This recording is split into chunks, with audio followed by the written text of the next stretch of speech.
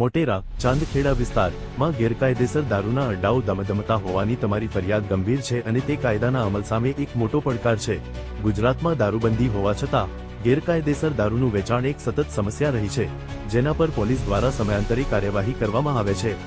આવી પ્રવૃત્તિઓ ચાલવા પાછળના સામાન્ય કારણો: પોલીસની બેદરકારી, મિલીભગત: ઘણા કિસ્સાઓમાં સ્થાનિક પોલીસની બેદરકારી અથવા અમુક કિસ્સાઓમાં બુટલેગરો સાથેની સંભવિત મિલીભગતને કારણે આ અડ્ડાઓ ચાલુ રહે છે।